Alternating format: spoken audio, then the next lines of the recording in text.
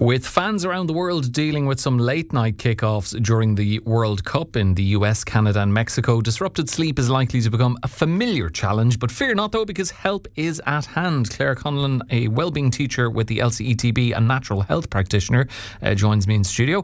Clare is here to share practical advice on how lack of sleep can affect physical and mental well-being, why different age groups may experience tiredness differently, and the simple habits and natural remedies that can help people recover after those nail-biting matches. Clare, a very good morning to you. Thanks so much for calling by the studio. Good morning, Alan. It's lovely to be here. Thanks for coming in. And I know there's lots of listeners out there who are keen to get some advice on this. And I have to say I'm near the top of the queue because, full disclosure, love the soccer, love the World Cup. But the fact, and maybe we're spoiled by recent editions of the tournament being closer to our time zone, but this one is really, it takes me back to the last time Ireland were in the World Cup, and it was in Japan and Korea, and you had early morning kickoffs. The ones during the week, the 2 a.m. and 3 a.m s, I can't do those, but I did stay up on Friday night for the US's first game against Paraguay, which I was glad of because it was a fantastic game, or at least the half I saw, because unbeknownst to myself I fell asleep at half time and missed the second half. Okay. And I have a Scottish friend who had us over on Saturday night for Scotland's opening game against Haiti, and by the time I got home it was nearly 5 a.m. So that's why I have all these, you can see these mugs of coffee here to the right of me. How difficult is it to keep that up? Or, you know, if even just one of those, if I stay up for one of those games, what impact does that have? Well, if you're to head into work the following morning, you'll find that you'll be a little bit more irritable, poor concentration. Just so the bosses are listening, I'm not doing the ones midweek. I'm not on Sunday night either. Just Friday and Saturday. Yeah. Okay. Yeah. Well, I suppose when you know you're just going to do the Friday and Saturday, it's all about preparing for the Friday and the Saturday night. So have your body hydrated. That's key. Eat really, really healthy on that day. Just create those habits just as a support, so that you know you're going to keep your energy up, keep your immunity strong, because we do need sleep. When we sleep, we rest and restore. When we're up and going, we're in the mode of fight and flight. So if you're trying to balance everything, it's just so important to eat healthy. So get up in the normal time that you normally get up, whether it's 7, 8, 9 a.m. in the morning, and have, you know, a little bit of fresh air, a little bit of movement, whether it's just even, you know, breathing in through the nose, out through the mouth, just to kind of wake up those organs, move your muscles, move your limbs, and then have something healthy to eat. And do that throughout the day, so that you're preparing your body, that you're able for the later night and you're able to enjoy it. Okay, so plenty of hydration and eat as well as possible. Yes. I do wonder if maybe my age is playing a part in compounding my issues here, Clare, because do late nights affect people differently depending on their age? For example, are children, teens, adults and older people are more or less vulnerable to the effects of lack of sleep? I feel every age group needs sleep. Whether you're a child, whether you're a young adult, older adult, we all need rest and restore. So it's just important just to keep hydrated and eat healthy, because when our body is tired, our hormones and everything are just unbalanced.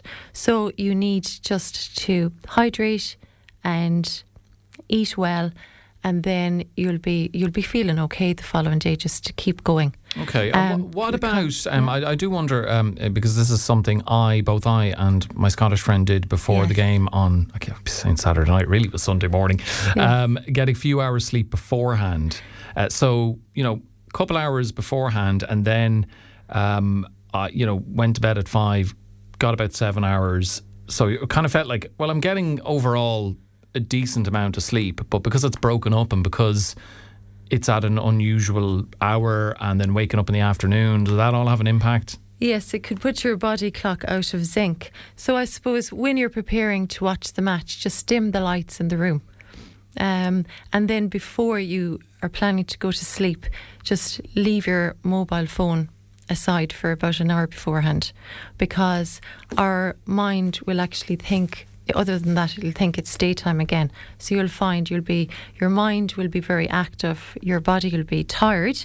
So you need to try and get that balance that your mind and your body is ready to relax and restore. So put the phone away, have your dim light, and just take a few deep breaths in and try and relax. And if you want to look at the highlights, think of tomorrow. Tomorrow is another day. Well, tomorrow you're going to look at the highlights. That was another issue for the Scotland game. The way they played was kind of sleep-inducing, so there weren't much in the way of highlights. What are some simple things people can do to minimise the effects of staying up late to watch games? And I do wonder, does it depend? There are some 11 p.m. kickoffs, so they'd finish at 1 a.m. Then there are 1 a.m. and 2 a.m. kickoffs. So I presume, if you stayed up to watch an 11 p.m. kickoff and you're going to bed at 1 a.m., that's kind of within the realms of, it'd be close enough to semi-normal hours. Yeah, you'd manage that quite easily. Or even just have a little nap maybe for half an hour that evening prior to it. But the whole thing is to plan, just to make sure that you're hydrated, to make sure you've been eating healthy. And another thing that comes up all the time is if you're staying up late, what if I'm hungry? I won't be able to sleep if I'm hungry. So think of cheese and crackers, something light that your body hasn't to work twice as hard to break down during the night, because that will keep you awake. So that's okay to eat at like 3 a.m. Because I don't know, light. Is that a cliche, or is there any truth to the thing about eating cheese giving you nightmares? Well, I've never heard that before. Maybe that's just me then. Okay, for those struggling with insomnia or broken sleep, are there natural therapies or wellness techniques that you'd recommend?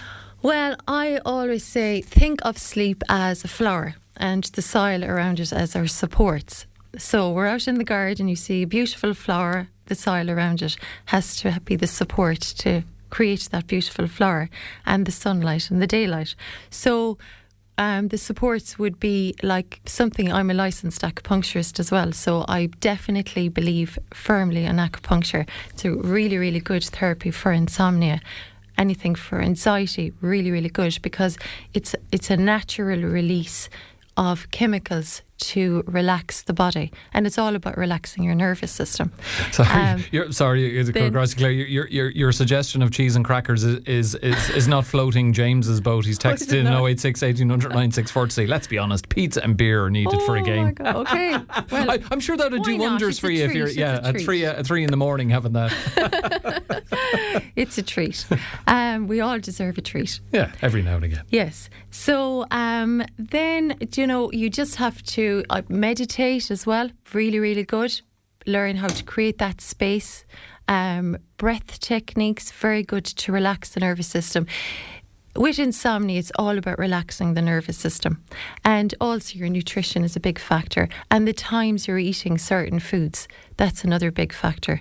So with insomnia, it can be treated quite well with those supports around you.